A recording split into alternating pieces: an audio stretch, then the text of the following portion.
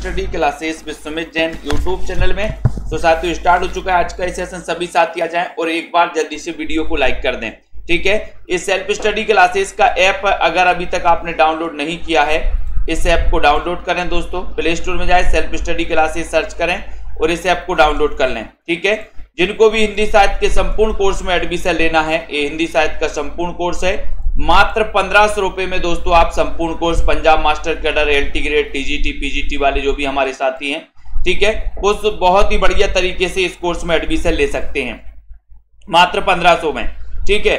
और जिन भी साथियों को प्रैक्टिस करना है 10,000 प्रश्नों की प्रैक्टिस, तो ये 10,000 प्रश्नों की प्रैक्टिस सीरीज दोस्तों ये सीरीज लॉन्च की गई है। इसमें आप कर सकते हो मात्र 599 में पूरे 10,000 प्रश्न हिंदी प्लस व्याकरण के, ठीक है। तो ये कोर्स आप 599 में ऐप में जाकर के इसको परचेस कर सकते हो, ठीक है। और जिनको पंजाब मास्टर कैडर का मॉडल पेपर लेना है, तो ये है आपका मॉडल पेपर। ये मॉडल पेपर 30 मॉडल पेपर रहेंगे, 4500 क्वेश्चन रहेंगे, एक मॉडल पेपर 150 प्रश्नों का रहेगा, जिस प्रकार से आपके पेपर का पैटर्न होता है, ठीक है। तो ये 599 का ये आंकलन करने के लिए होते हैं कि आप पंजाब मास्टर कैडर के लिए कितने तैयार हो, कितनी तैयारी आपकी आ चुकी है, हो चुकी है। इसके लिए जांच के लिए आप इस कोर्स में एडमिशन ले सकते हो, ठीक है।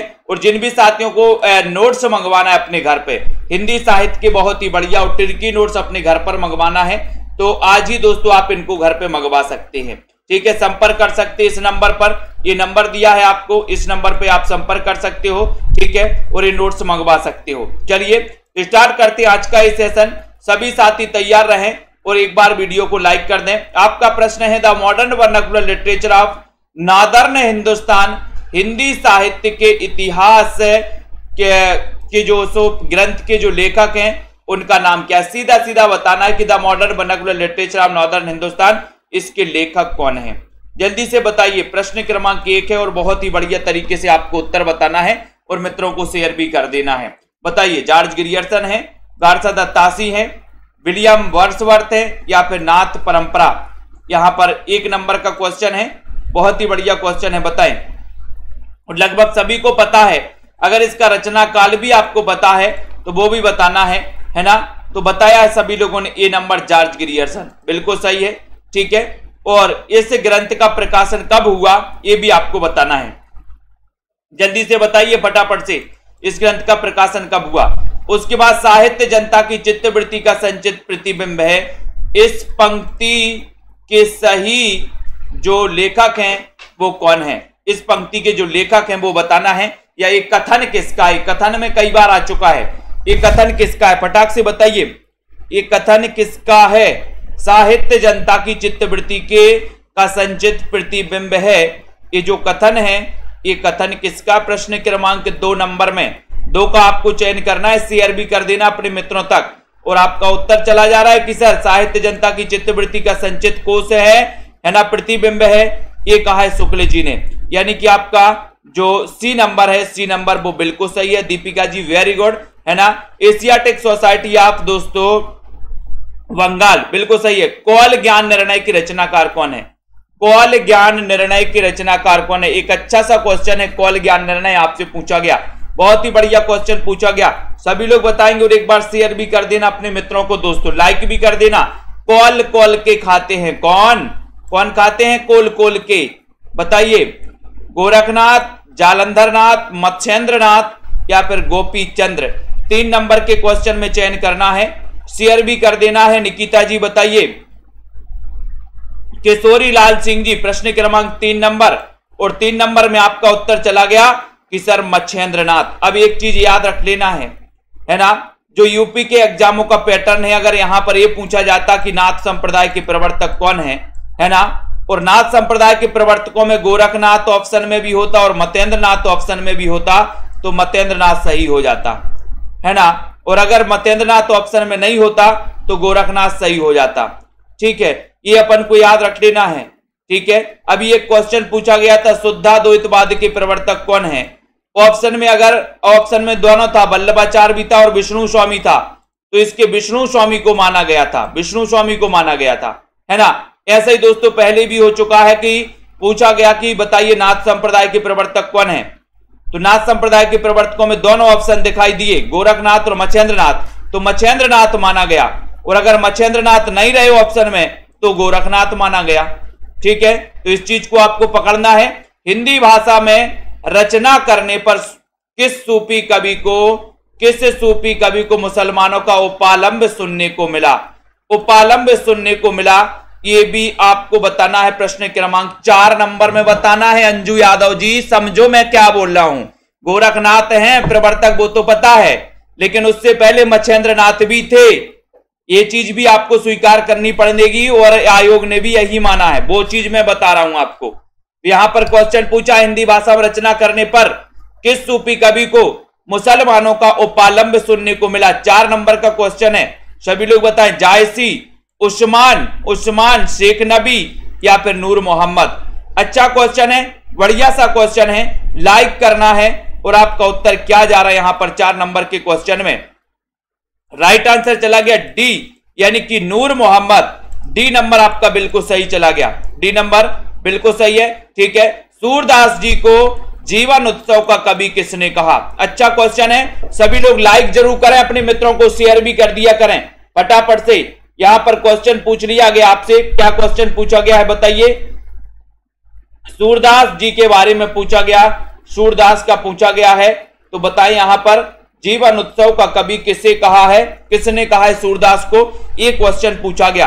लाइक कर दो जल्दी से 5 नंबर के क्वेश्चन में। और आपको पता है कि आचार्य रामचंद्र शुक्ल ने सूरदास जी को जीवन उत्सव का कवि कहा है, जीवन उत्सव का कवि कहा है। ठीक है, तो आपका जो 1 नंबर है, ए नंबर है, वो बिल्कुल सही है, ए नंबर राइट आंसर है। बाल कृष्ण शर्मा नवीन का सर्वप्रथम प्रकाशित काव्य जो ग्रंथ है, वो ग्रंथ कौन सा है? काव्य संग्रह कौन सा है? 6 नंबर का क्वेश्चन है, काव्य संग्रह पूछा गया यहां पर। तो बालकृष्ण शर्मा नवीन का सर्वप्रथम प्रकाशित काव्य संग्रह कौन सा माना जाता है? बताइए बिंदु लता जी, हरप्रीत जी, चयन करना है जल्दी से। 6 नंबर के क्वेश्चन में आपको बताना है और एक बार शेयर भी कर देना है। 6 नंबर में राइट आंसर चला जा रहा है कि सर कुमकुम में सही लगा दो।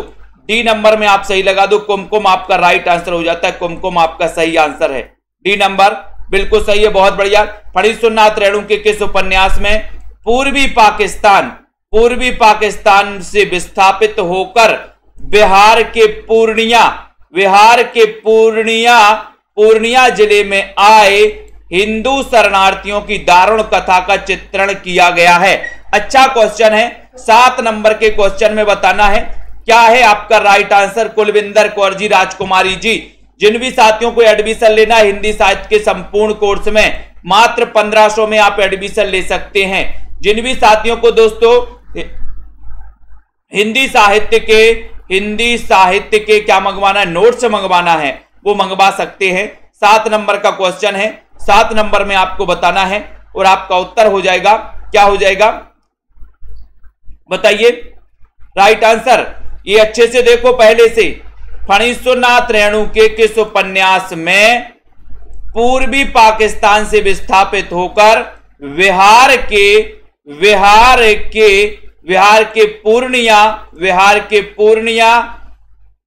पूर्णिया जिले में आए हिंदू शरणार्थियों की दारुण कथा का चित्रण किया गया है? दारुण कथा शरणार्थियों का पूछा गया भैया, तो बताइए कौन सा उपन्यास है? 7 नंबर सभी लोगों ने लाइन से लगा दिया ए, ज्योति वासुदेव ने, निष्ठा त्रिवेदी जी ने लगाया वी, मुकनद जी ने वी लगाया, रतिपाल जी ने क्या लगाया वी, और रीमा यादव जी ने बी लगाया, और जिन्होंने ए लगाया उनका गलत हो गया क्योंकि यहां पर जुलूस है।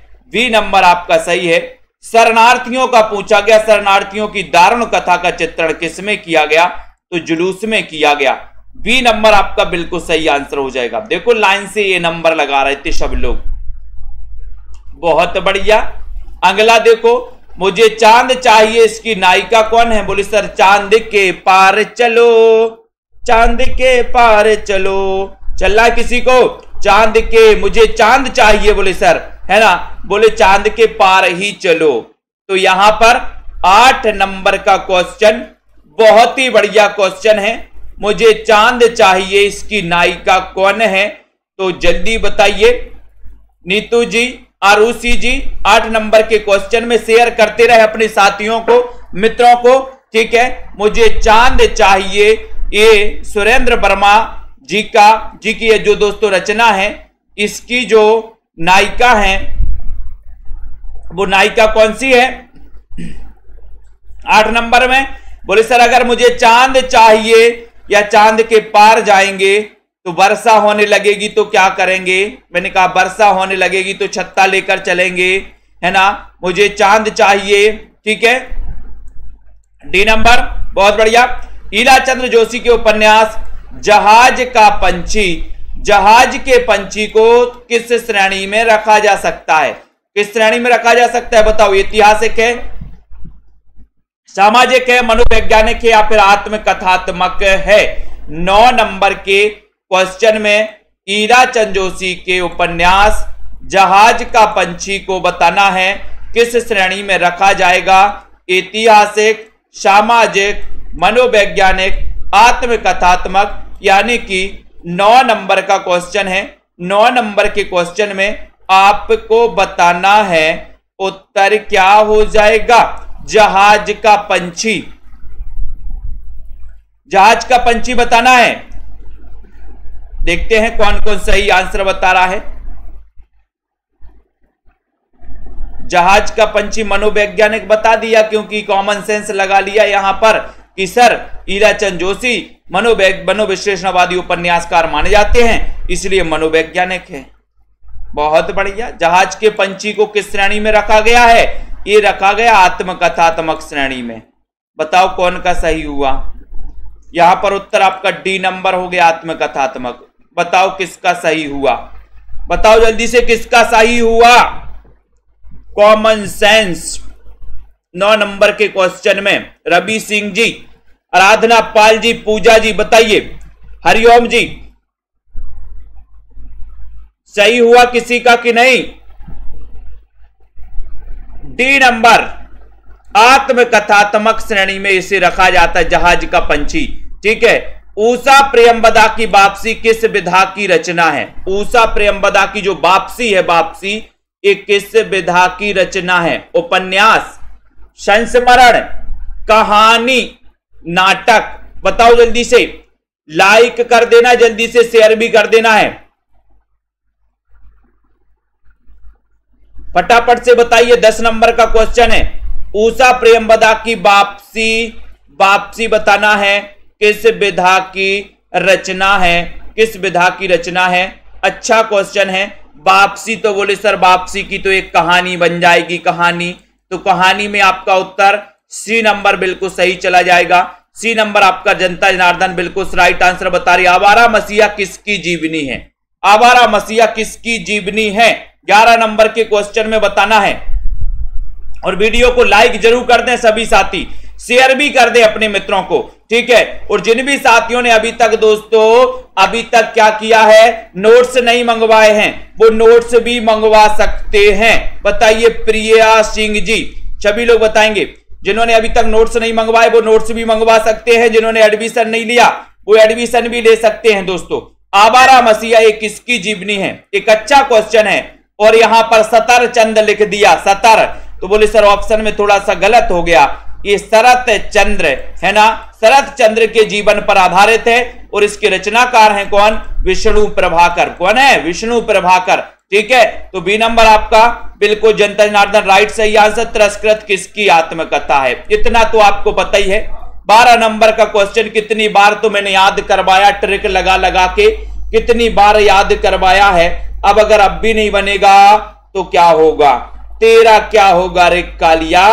जल्दी से बताइए, फटाफट से लाइक कर लेना है। बोले सर कालिया की बात मत लो, आज मेरी ममता कालिया बन गई थी। बाल गोविंद जी बताइए 12 नंबर के क्वेश्चन में चयन करिए। ज्ञानेश जी त्रस करत, बोले सर सूरज भी क्या हो गया? निकल निकल के त्रस हो गया। त्रस हो गया ना। आप लोग बोलते हैं कि सर रोज घर में दाल भात बना देते, दाल चावल बना देते हैं, हम तो दाल खाते खाते त्रस हो गए हैं। ऐसे अगर सूरज भी बोलने लगा कि रोज हम निकलते निकलते त्रस हो गए हैं, त्रस हो गए, तो त्रस से तिरस्कृत। आत्मकथा किसकी? सूरज की, सूरजपाल चौहान। डी नंबर, एक बूंद सहसा उछली किस विधा की रचना है। 13 नंबर का क्वेश्चन सभी लोग बताएंगे। बलजीत जी, वंदना जी बताइए, प्रेम कोरी जी बताइए, बहुत ही अच्छा क्वेश्चन है। सृष्टि ठाकुर जी, राधिका मौर्य जी, 13 नंबर के क्वेश्चन में वीडियो को लाइक करना है। सिया अग्रवाल जी, ठीक है, सीताराम कुर्मी जी, एक बूंद सहसा उछली किस विधा की रचना है, एक बढ़िया सा क्वेश्चन, लाइक कर देना है, शेयर भी कर देना 13 नंबर में। और 13 नंबर में तेरा मेरा का चक्कर बहुत खतरनाक रहता है, तेरा मेरा, तो तेरा और मेरा, तो 13 में एक बूंद सहसा उछली किस विधा की रचना है, उत्तर हो जाएगा यात्रा संस्मरण है। यात्रा संस्मरण है, किसका यात्रा संस्मरण है ये भी आपको बताना है, ये भी आपको चयन करना है। नई कविता और अस्तित्ववाद के लेखक कौन है। इतना बढ़िया सा क्वेश्चन 14 नंबर के क्वेश्चन है। देखते हैं कौन कौन सही बता पाता। बताइए अनुराग जी, जिनको भी एडमिशन लेना है, अभी न्यू बैच चल रहा है, अभी 15 अप्रैल से न्यू बैच स्टार्ट हुआ है ना। अभी भी आप एडमिशन लेकर के पढ़ सकते हो दोस्तों। अभी भी हिंदी भाषा का दोस्तों अभी चैप्टर का एक वीडियो और बाकी है, ठीक है, और फिर उसके बाद देवनागरी लिपि और उसके बाद आदिकाल स्टार्ट होगा। मतलब अभी आदिकाल स्टार्ट नहीं हुआ। अगर हिंदी साहित्य आपको शुरुआत से पढ़ना है तो अभी भी आप मात्र 1500 में एडमिशन ले सकते हो, न्यू बैच में शामिल हो सकते हो और पढ़ सकते हो, ठीक है। तो 14 नंबर के क्वेश्चन में आपको चयन करना, बहुत ही बढ़िया क्वेश्चन है और आपका उत्तर है कि सर रामविलास शर्मा लगा दो। बी नंबर नई कविता और अस्तित्ववाद के लेखक हैं रामविलास शर्मा, जिनका जन्म हुआ था 1912 में। मार्क्सवादी आलोचक हैं, प्रगतिवादी आलोचक हैं। यदि मैं कामायनी लिखता, इस समीक्षात्मक ग्रंथ के रचनाकार कौन है। यदि मैं कामायनी लिखता, बताइए अंकिता जी, चयन करिए जल्दी से। और यदि मैं कामायनी लिखता तो क्या कर लेते भैया, नहीं सो क्या कर लेते बताइए। शिखा जी, वंदना जी, चयन करिए। मनीषा जी, विनोद कुमार जी, नहीं सो कर क्या लेते यदि मैं कामायनी लिखता तो बताओ फटाफट से। 15 नंबर का क्वेश्चन और 15 नंबर के क्वेश्चन बोले सर सही उत्तर बताते, करने की बात मत करो, हम सही उत्तर बताते, है ना। तो सुमित्रानंदन पंत, सुमित्रानंदन पंत की रचना है, ये ग्रंथ है यदि मैं कामायनी लिखता। बी नंबर करेक्ट आंसर है, बहुत बढ़िया। तिरंगा शब्द में समास है, तिरंगा में बताओ, है ना। तिरंगा की जल्दी से बताना है, फटाफट से बताना है तिरंगा। तो बताइए राइट आंसर, उत्तर क्या हो जाएगा, सभी लोगों को बताना है। मोहित जी फटाफट से बताएं, मोहित जी संपर्क करिए। बाहुबली कटप्पा जी आ गए हैं, बाहुबली दम दिखाओ थोड़ा सा, तिरंगा शब्द में कौन सा समास है। 16 नंबर का क्वेश्चन है, इतना बढ़िया सा क्वेश्चन पूछा गया। तिरंगा बताओ द्वंद्व है, अव्ययी भाव है या फिर दिगु है। बोले सर ये में संख्यावाची दिगु, संख्यावाची दिगु यानी कि दिगु। 6 नंबर, बहुत बढ़िया, जनता जनार्दन ने बिल्कुल करेक्ट आंसर लगा है। 84 वैष्णव की वार्ता, इसके लेखक कौन है, इसके लेखक कौन है। अर्पिता जी बताइए, कुमकुम जी फटाफट से बताना है। ममता जी, अनिल जी तिवारी, 84 वैष्णव की वार्ता फटाफट से चयन करना। और एक बार बहुत ही बढ़िया क्वेश्चन आ चुका है आपके इस स्क्रीन पर, और जल्दी से लाइक भी कर दिया करो, फटाफट अंगूठा भी चला दिया करो। थोड़ा सा अंगूठा चलाने में बड़ी दिक्कत होती है आप लोगों को, है ना। और अगर मैंने गुरु दक्षिणा में अंगूठा मांग लिया तो आप लोग लाइक कैसे करोगे, है ना। बोले गुरु जी बिल्कुल नहीं मांगना। बाल गोविंद जी, 84 वैष्णव की वार्ता, इसके रचनाकार, बोले सर इसके रचनाकार है गोकुलनाथ हैं, ठीक है, यानी कि आपका जो सी नंबर है वो सही हो जाएगा, ठीक है। 1568 इसका रचनाकाल है, 1568, ठीक है, ये भी याद रख लेना है। 84 वैष्णव की वार्ता और 252 वैष्णव की वार्ता, वल्लभाचार्य के शिष्यों का वर्णन मिलता है इसकी 84 वैष्णव की वार्ता में, ये भी याद रखना है। वल्लभाचार्य का वेदांत सूत्र पर लिखा गया प्रसिद्ध ग्रंथ कौन सा है, बताइए बताइए। सिया अग्रवाल, ममता जी, सीताराम कुर्मी जी, सभी लोग बताएंगे, जल्दी जल्दी से बताइए। वल्लभाचार्य का वेदांत सूत्र पर लिखा गया प्रसिद्ध ग्रंथ कौन सा है। वल्लभाचार्य वही वल्लभाचार्य जिनका जन्म 1478 को हुआ था, है ना। और इनसे 10 साल बड़े थे कौन, इनके शिष्य कुंभन दास, जिनका जन्म हुआ था 1468 में। और सूरदास दोस्तों से बड़े थे, ये 10 दिन बड़े थे सूरदास से। सूरदास का जन्म भी हुआ था 1478 में, ठीक है। तो वल्लभाचार्य का वेदांत सूत्र पर लिखा गया प्रसिद्ध ग्रंथ बताना है। 18 नंबर के क्वेश्चन में राइट चयन करना है। और बोले सर अणु परमाणु, अणु और परमाणु, अणु में क्या हो जाता है, बल होता है, बल होता ना। तो बल यानी कि सी नंबर, बल बिल्कुल सही है, बहुत बढ़िया। भक्ति काल के किस कवि को जड़िया विशेषण से दोस्तों वो किया गया है, जड़िया विशेषण से विभूषित किया गया है? और कवि गड़िया, और आगे बताइए विश्वास मलिक जी, बताएं क्या हो जाएगा सही आंसर। नोट्स किन किन साथियों को मंगवाना है? मंगवा सकते हैं दोस्तों, नोट्स अपने घर पर मंगवा सकते हैं, संशोधित नोट्स है, ठीक है, तिरकी नोट्स है, और सरल भाषा में ये नोट्स हिंदी साहित्य का पूरा इतिहास है, ठीक है। तो भक्ति काल के किस कवि को जड़िया विशेषण से विभूषित किया गया? और कवि गड़िया और नंददास जड़िया, यानी कि आपका ए नंबर जो है वो बिल्कुल सही है, नंददास जड़िया, ठीक है। वीडियो को लाइक कर दो सभी लोग, ये नंबर आपका बिल्कुल सही है। मैं उस जनपद का कवि हूं। काव्य रचना किस कवि की बताना है फटाफट से। नंददास को जड़िया कवि कहा था रामचंद्र शुक्ल ने, क्यों कहा था? इनकी एक रचना थी रास पंचाध्यायी, और रास पंचाध्यायी इतनी प्रसिद्ध रचना थी तो आचार्य रामचंद्र शुक्ल के मुख से निकल गया कि और कवि गड़िया और नंददास जड़िया, है ना। तो मैं उस जनपद का कवि हूं जहां के कौन है, जहां के कौन है 20 नंबर ट्रिक बताई थी मैंने, भूलोगे रेखा सरोज जी क्या? सतपाल बिश्नोई जी, मैं उस जनपद का कवि हूं। इसके रचनाकार कौन है? बोले सर जहां के त्रिलोचन है, यानी कि सी नंबर, जहां के त्रिलोचन है, मैं उस जनपद का कवि हूं। सी नंबर आपका बिल्कुल सही है। रामधारी से दिनकर की काव्य कृति कौन सी है? दिनकर की बताना 21 नंबर में। दिनकर जिनका जन्म हुआ था 1908 में, 1908 में, इनकी एक बहुत ही प्रसिद्ध रचना उर्वशी, उर्वशी, जिसको 1978 में, 1972 में दोस्तों, 1972 में ज्ञानपीठ पुरस्कार मिला था, ठीक है। ये वही रामधारी से दिनकर हैं, ठीक है, इनको याद रख लेना। अब इनको बताना काव्य कृति कौन सी है। तो मैंने आपको कई बार बताया कि अगर कुरुक्षेत्र में जाना ही है तो दिन में जाना, नहीं तो पिट के आ जाओ, ठीक है। कुरुक्षेत्र में जाना तो दिन में जाना, नहीं तो पिट के आ जाओ। और यहाँ कमेंट में बताओ मां साहब बेजे ही मारा, बोले कौन ने? बोले सर कुरुक्षेत्र में पहुंच गए थे दिन में। तो अब आपसे पूछा जाएगा कुरुक्षेत्र किसकी रचना है? तो आपने बताया कि सर कुरुक्षेत्र में जाएंगे तो दिन में जाएंगे, दिन में जाएंगे तो दिनकर जी की काव्य कृति, ठीक है, बहुत बढ़िया। अगला देखो, अंधेरे में कविता किसने लिखी है? फटाक से 22 नंबर का क्वेश्चन है। अंधेरे में कविता बताना है, मुक्तिबोध की है या फिर नागार्जुन, त्रिलोचन या फिर धूमिल की है? बोले सर अंधेरे में बात मत करो, उजेले में तो मुक्ति हो जाती है, फिर तो अंधेरे में तो और जल्दी मुक्ति। पुष्पा कुशवाहा जी, देखो पुष्पा जी भी आ गई हैं, बहुत बढ़िया। वंदना जी, नीलम जी, हरमिंदर जी, सभी लोग बताएंगे यहां पर अंधेरे में कविता किसने लिखी है। अंधेरे में कविता बताना है संजय चौधरी जी। बोले सर अंधेरे में तो मुक्ति ही हो जाएगी, यानी कि अगर आपको 3-4 दिन एक अंधेरे वाले कमरे में बंद कर दिया जाए तो आपकी क्या हो जाएगी?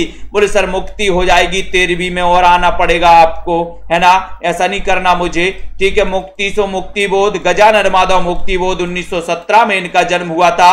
बोले सर 17 देवता मत पूजो, फिर बोले सर मैंने कहा बुद्धि के देवता गजानन को पूजो, गजानन माधव मुक्ति, गजानन, है ना। तो 1917 में जिनका जन्म हुआ था मुक्तिबोध का। कनुप्रिया के लेखक कौन है? 23 नंबर का क्वेश्चन। कनुप्रिया बताना है नंदुलारे वाजपेयी, वीरेंद्र मिश्र, मोहन राकेश या फिर धर्मवीर भारती। जसवीर जी बताइए, नीलम पटेल, ओम प्रकाश जी, सभी लोगों को बताना है। बहुत ही बढ़िया क्वेश्चन आपसे पूछा गया, इतना बढ़िया सा क्वेश्चन पूछा गया कि आपकी रूह खुश हो जाएगी, है ना। बोले सर रोम राम खुश हो गया। कनुप्रिया आपने पूछ लिया, कानों को प्रिय लगता है क्या? सभी को लगता है कानों को प्रिय कि नहीं लगता, है ना। कुछ लोग तो होंगे बोले सर धर्म जो है, धर्म ये कानों को प्रिय लगता है। कनुप्रिया है धर्म, धर्म कानों को प्रिय लगता है। तो धर्मवीर भारती, डी नंबर आपका। जाते हो ना भागवत सुनने जाते हो, गीता सुनने जाते हो, ठीक है, तो ये धर्मवीर भारती हो जाएंगे। आत्महत्या के विरुद्ध कविता संकलन के कवि हैं, बताओ कौन से कवि हैं? आत्महत्या के विरुद्ध कविता संकलन के कवि कौन हैं? मैंने कई बार आपको बताया कि आत्महत्या के विरुद्ध कोई आपकी सहाय करेगा क्या? जल्दी से बताओ। बोले सर आत्महत्या के विरुद्ध सहाय करेंगे कौन? रघुवीर सहाय करेंगे। सी नंबर, बहुत ही बढ़िया आंसर हो जाएगा सी नंबर। हरिओम जी वेरी गुड। अंतिम यादव जी, अंतिमा जी हां हुजूर मैं गीत बेचता हूं। ये पंक्तियां किसकी हैं? जी हां हुजूर मैं गीत बेचता हूं। इतनी बढ़िया सी पंक्ति पूछी गई आपसे। रानी तिवारी जी चयन करिए यहां पर। बहुत ही कुरैशी जी फटाफट से लाइक कर देना, शेयर भी कर दो, अपने मित्रों तक शेयर कर दिया करो, थोड़ा सा सभी साथियों तक ये क्लास पहुंचे। ऐसी दोस्तों हमारी बहुत ही बढ़िया आशा रहती है कि सभी साथी इस क्लास का फायदा लें, है ना। जिन भी साथियों को एडमिशन लेना वो एडमिशन लेकर के 12 महीने निरंतर अध्ययन कर सकते हैं। एडमिशन लेने से क्या फायदा होता है मैं बता रहा हूं। कम से कम फीस क्यों रखी ये भी मैं आपको बता रहा हूं, ठीक है दोस्तों। मैं जब पढ़ता था तब मैं फीस की वजह से मैं भी नहीं पढ़ पाया, काई की वजह से, फीस की वजह से, है ना। मैं ज्यादा नहीं पढ़ पाया, 5वीं 6वीं फेल हूं, आप लोगों को पढ़ा रहा हूं थोड़ा बहुत, ठीक है। बाकी चिंता नहीं करना, अच्छे से पढ़ाऊंगा आप लोगों को, ठीक है। तो इसलिए कम फीस भी रखी ताकि सभी लोग एडमिशन ले सके, ठीक है। और दोस्तों ये 12 महीने के लिए रखी आपको, 12 महीने की वैलिडिटी के साथ। जी हां हुजूर मैं गीत बेचता हूं। ये पंक्तियां किसकी हैं? तो ये भवानी प्रसाद मिश्र की हैं। सी नंबर आपका बिल्कुल सही है, सी नंबर सही है। शंबूक बद्ध के रचनाकार कौन है? 26 नंबर का क्वेश्चन है, सभी लोगों को बताना है, उत्तर बताना है। शंबूक बद्ध के, शंबूक बद्ध इतनी अच्छी रचना पूछी है, बढ़िया सी रचना पूछी है। सिकाजी, कमलाकांत, बाल गोविंद जी, प्रमोद जी। और दोस्तों मैं बता रहा हूं आपको कि एडमिशन जब लेते हो आप तो आपकी निरंतरता हो जाती है, निरंतरता हो जाती है पढ़ाई की। सबसे बड़ा फायदा तो यह है निरंतरता हो जाती है। कभी कभी कुछ स्टूडेंट बोलते सर जो लिखा है वो ही तो बांच रहे हो, अलग से क्या पढ़ रहे हो? मैंने कहा हाँ वो ही तो बांच रहा हूं, आप भी बांच सकते हो, लेकिन जब आपकी जिम्मेदारी होती है कि आप बांचो तो आप निरंतर नहीं बांच पाते। जैसे मैं आपको बांच के रोज यहां पर बांचता हूं, ये आप अपने ऊपर अगर छोड़ दो तो आप रोज नहीं बांच पाओगे। इसलिए मैं कहता हूं एडमिशन ले लो, मैं रोज बांच के आपको सुनाऊंगा, आपकी निरंतरता बनी रहेगी, ठीक है। शंबूक बद्ध के रचनाकार बताना है, आपकी निरंतरता बनी रहेगी, हमें भी एक रोजगार मिल जाएगा, ठीक है, क्योंकि हम आपको बांच के सुनाएंगे रोज, ठीक है। तो यहां पर आपको बताना 26 नंबर के क्वेश्चन में, बहुत ही बढ़िया क्वेश्चन है। और 26 में शंबूक बद्ध आपसे पूछा गया है, तो आप जगदीश गुप्त लगा दो। बोले शंबूक का वध गुप्त रूप से किया गया, गुप्त रूप से किया गया, बहुत बढ़िया। अगला क्वेश्चन है साय में धूप काव्य कृति के रचयिता कौन है? साय में धूप, ये भी अपन को बताना है। 27 नंबर के क्वेश्चन में सभी लोग बताएंगे रघुवीर सहाय, दुष्यंत कुमार, नरेश मेहता या फिर धर्मवीर भारती। फटाफट से बताना है, जल्दी बताइए फटाफट से। और दोस्तों मैं एक चीज और बता रहा हूं कि अगर 500 स्टूडेंट ये कह के बोले कि सर मुझे नोट्स चाहिए, तो मैं इस 500 की संख्या में नोट्स निकलवा लूंगा, 500 की संख्या में।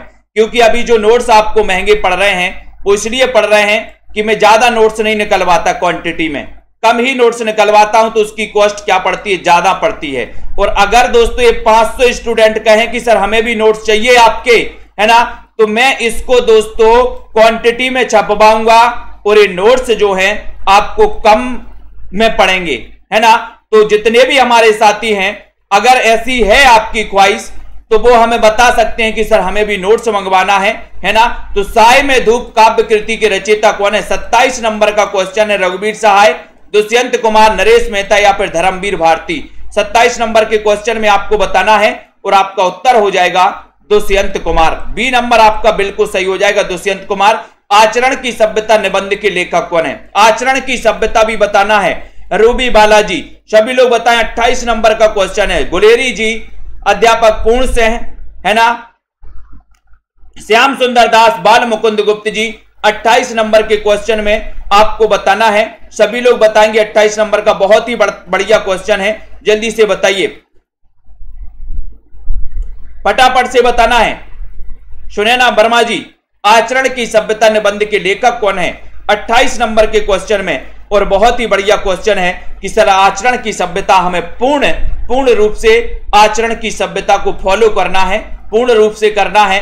तो ये आपका जो बी नंबर है वो बी नंबर बिल्कुल सही है। ठेले पर हिमालय, ये रचना किसकी है? ठेले पर हिमालय के रचनाकार कौन है?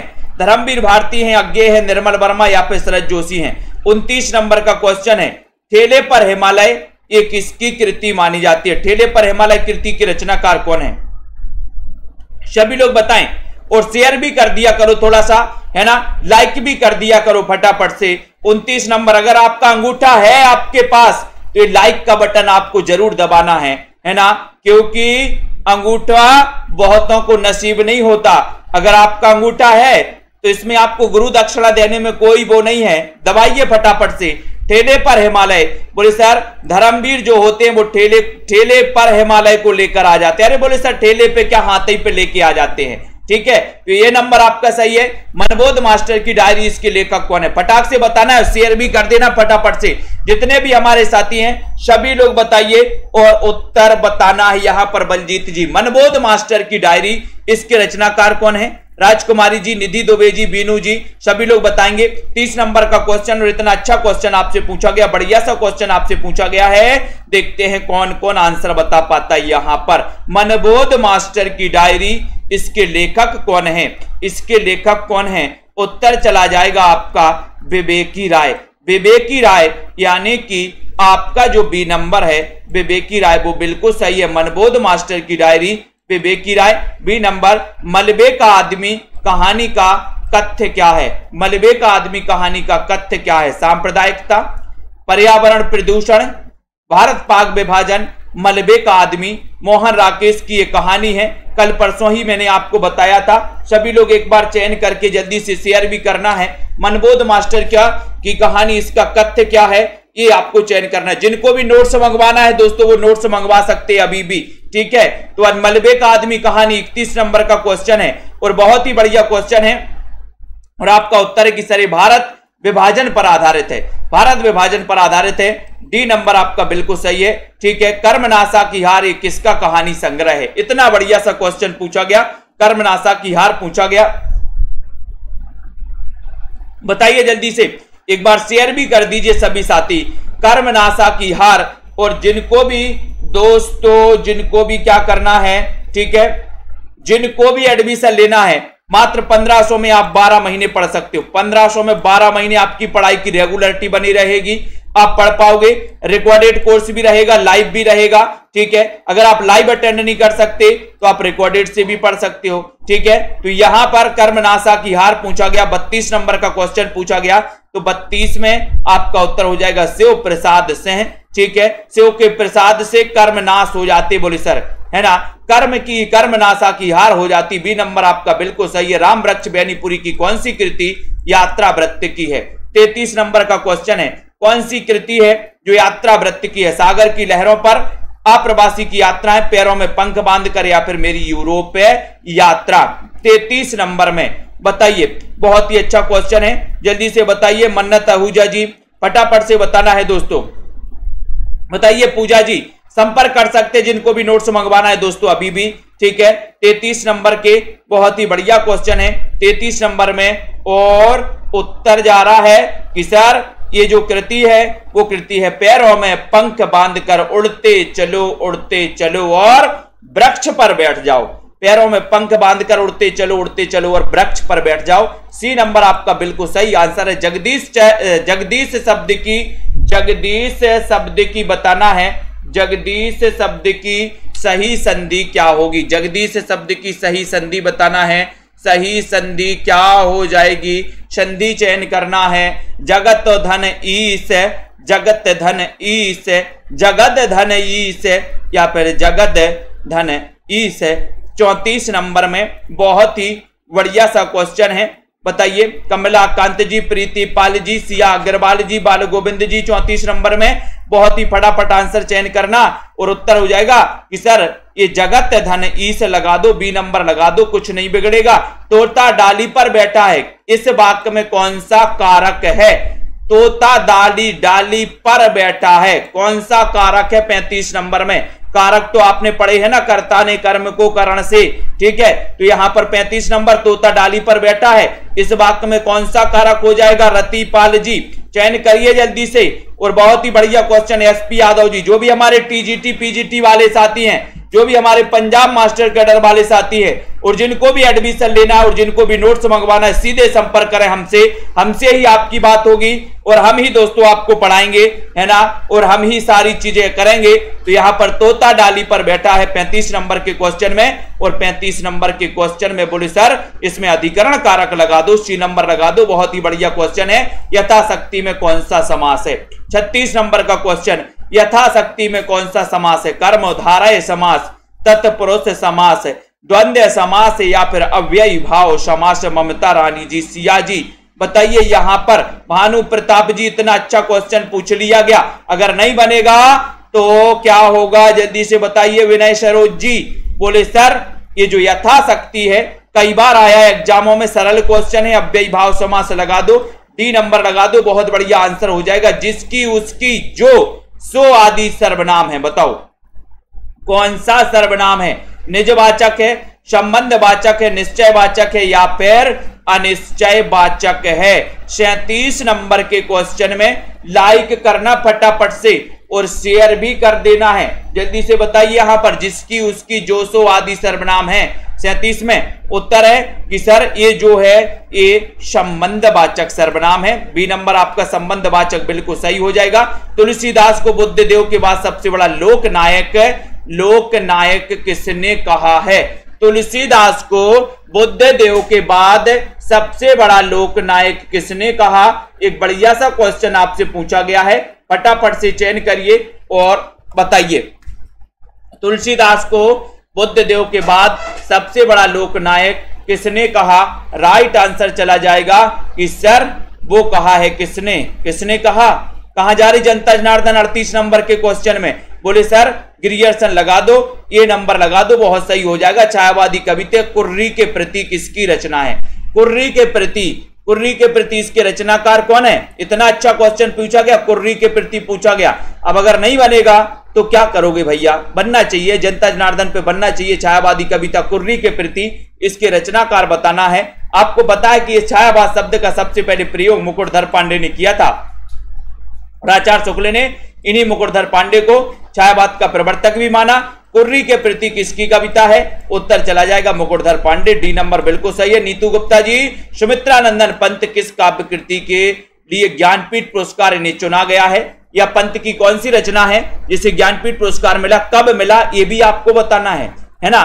बार बार पढ़ना है, कई बार पढ़ना है, एक पुस्तक को 50 बार पढ़ना है। एग्जाम आते रहेंगे जाते रहेंगे, लेकिन अध्ययन नहीं रुकना चाहिए। और अध्ययन नहीं रुकना चाहिए, इसके लिए दोस्तों आपको क्या करना है, आप एडमिशन ले सकते हो। मैं बता रहा हूं कि अगर आप चाहते हो कि हमारा अध्ययन निरंतरता को प्राप्त हो जाए, निरंतर हमें अध्ययन कर जाए, तो एक प्रेशर अपने आप पर डालना पड़ेगा कि हमें रोज क्लास अटेंड करनी है ना। क्योंकि आप अपने मन से कुछ नहीं करते। आपने देखा होगा एग्जाम आता है तो आप रोज 5-5 घंटे पढ़ने लगते, एग्जाम चला जाता है आप बिल्कुल भी नहीं पढ़ते, एग्जाम 5 महीने दूर है आप नहीं पढ़ते, है ना। और जैसे एग्जाम का प्रेशर आता है आप पढ़ने लगते हो, चदंबरा हो जाएगा। सबसे पहले 1968 में इसको ज्ञानपीठ पुरस्कार मिल गया था, ये नंबर बिल्कुल सही है। बसंत में प्रसन्न हुई पृथ्वी कविता की रचयिता कौन है? बताइए। 41 नंबर का क्वेश्चन है, बसंत में प्रसन्न हुई पृथ्वी कविता की रचयिता कौन है? नागार्जुन है, त्रिलोचन प्रसाद है या फिर केदारनाथ अग्रवाल? 41 नंबर के क्वेश्चन में प्रियंका जी, निष्ठा जी, दीक्षा जी सभी लोग बताएंगे और लाइक करके शेयर भी कर देना है हमें। वंदना जी बताइए, यहां पर बहुत ही बढ़िया क्वेश्चन है। पूनम जी, रचना जैन जी 41 नंबर में, और उत्तर हो जाएगा कि सर बसंत में प्रसन्न हुई पृथ्वी कहां पर? आपके यहां नहीं, केदारनाथ में। केदारनाथ में बसंत में प्रसन्न हुई पृथ्वी। बापू की कुटिया में लेखक कौन है? बापू की कुटिया में 42 नंबर में प्रकाश जी गुर्जर, रागिनी जी बताइए। यहां पर अच्छा क्वेश्चन पूछा गया, बापू की कुटिया में, इसके लेखक कौन है? 42 नंबर का क्वेश्चन, बहुत ही बढ़िया क्वेश्चन है। और उत्तर चला गया कि सर बेनीपुरी, यानी कि राम वृक्ष बेनीपुरी। डी नंबर सही है। प्रसाद की गुंडा कहानी में भारतीय इतिहास के किस युग का चित्रण हुआ है? गुंडा क्या देते आपको? बोले सर प्रसाद ही देंगे। गुंडा अगर आपको मिल जाए तो प्रसाद हो जाएगा। सुनैना वर्मा जी, आदिकाल की क्लास जल्दी ही शुरू होगी, अभी देवनागरी लिपि स्टार्ट होने वाली है ना। उसके बाद हिंदी साहित्य के इतिहास लेखन के स्रोत होंगे, फिर उसके बाद आदिकाल की क्लास होगी। प्रसाद की गुंडा कहानी बताना है, और गुंडा कहानी के जो लेखा दोस्तों इसमें जो किया गया है वो ईस्ट इंडिया कंपनी का समय का वर्णन किया गया। डी नंबर आपका बिल्कुल सही आंसर है। अगला है, हम हसमत किसका संस्मरण है? हम हसमत किसका संस्मरण है? मैत्रेयी पुष्पा का है, राजी सेठ का है, कृष्णा सोबती का, प्रभा खेतान का। 44 नंबर के क्वेश्चन में बहुत ही बढ़िया क्वेश्चन पूछा गया, हम हसमत, ये संस्मरण किसका है? ये संस्मरण भी आपको बताना है। और देखते हैं बहुत ही बढ़िया क्वेश्चन, हम हसमत के रचनाकार कौन है? उत्तर चला जाएगा कृष्णाशोभती। ठीक है, सी नंबर कृष्णाशोभती आपका बिल्कुल सही है, हम हसमत। ठीक है, पूछा जाता है संस्मरण, अनाम दास का पोता उपन्यास के रचनाकार कौन है? अनाम दास का पोता बताना, अनुपम जी बताइए जल्दी से, अनाम दास का पोता इसके रचनाकार कौन है? इतना अच्छा क्वेश्चन, बढ़िया सा क्वेश्चन, 45 नंबर का क्वेश्चन है। लाइक करते हुए शेयर भी करना है और फटाफट से बताना भी है। अनाम दास का पोता इसके रचनाकार बताइए जल्दी से, क्या हो जाएगा? अनाम दास का पोता 45 नंबर के क्वेश्चन में, और बहुत ही बढ़िया क्वेश्चन है। सभी लोग आंसर बता रहे हैं कि सर अनाम दास का पोता यानी कि हजारी प्रसाद द्विवेदी। सी नंबर आपका बिल्कुल सही है। दक्षिण का टंडन किसको कहा जाता है? दक्षिण का टंडन, अच्छा क्वेश्चन है। दक्षिण का टंडन किसे कहा जाता है? राजकुमार जी जल्दी से चयन करिए, 46 नंबर के क्वेश्चन में दक्षिण का टंडन बताना है। और इतना बढ़िया सा क्वेश्चन कहीं आपको नहीं मिलने वाला, पढ़ना है आपको शिखा जी। ठीक है, ये रोज रात्रि 9 बजे क्लास होती है, जितना भी देखो हिंदी साहित्य जितना भी पढ़ो उतना भी कम है। ठीक है, दक्षिण का टंडन, दक्षिण का टंडन तो बोले सर सत्यनारायण, सत्यनारायण मोटरू सत्यनारायण को कहा जाता है दक्षिण का टंडन, यानी कि बी नंबर आपका बिल्कुल सही है। माइकल मधुसूदन दत्त की कृतियों का अनुवाद दोस्तों मैथिली शरण गुप्त ने किस उपनाम से किया? किस उपनाम से किया है? गुप्त जी ने ये उपनाम दिए हैं आपको, 4 उपनाम है। बताइए, माइकल मधुसूदन की कृतियों का जो अनुवाद किया मैथिली शरण गुप्त ने, वो किस उपनाम से किया है? एक अच्छा क्वेश्चन और बढ़िया सा क्वेश्चन पूछा गया। दारसू शर्मा जी लाइक कर दो सभी साथी, जिनको भी एडमिशन लेना, जिनको भी नोट्स मंगवाना, बिल्कुल भी देर ना करें, मंगवा सकते हो अभी भी। और आपका उत्तर है, ये क्वेश्चन आ चुका है दोस्तों, केबीएस पीजीटी में पूछा गया था कि मधोप किसका उपनाम है, या मैथिली शरण गुप्त का उपनाम क्या है? तो ये मधोप उपनाम है। ठीक है, नेक्स्ट है संपूर्ण छायावादी काव्य की एक उत्कृष्ट उपलब्धि बताइए कौन सी है? 48 नंबर का अंगूठा दबाना है, लाइक जरूर कर देना सभी को। संपूर्ण छायावादी काव्य की एक उत्कृष्ट उपलब्धि बताना है, 48 नंबर में चयन करना है। बहुत ही बढ़िया क्वेश्चन है और लगभग सभी लोग आंसर बताएंगे कि सर ये संपूर्ण छायावादी काव्य की आपने पूछी है, तो राम की शक्ति पूजा, और ये निराला लगा देना, निराला आपका सही हो जाएगा। निराला की एक कृति है राम की शक्ति पूजा। हिंदी का मॉन्टेन किसे कहा जाता है? हिंदी का मॉन्टेन किसे कहा जाता है? सदा सुखलाल को, भारतेंदु, अंबिका दत्त व्यास या बालकर्ण भट्ट को? 49 का क्वेश्चन है और जल्दी से बताइए और लाइक जरूर कर दीजिए फटाफट से। हिंदी का मॉन्टेन किसे कहा जाता है? आप हिंदी साहित्य का सब्जेक्ट आपका, आप किसी भी एग्जाम की तैयारी कर रहे हैं, अगर आपको हिंदी साहित्य का इतिहास पढ़ना है तो आप नोट्स मंगवा सकते हैं अपने घर पर, और दोस्तों अच्छे से पढ़ सकते हो, हाईलाइट कर करके पढ़ सकते हो।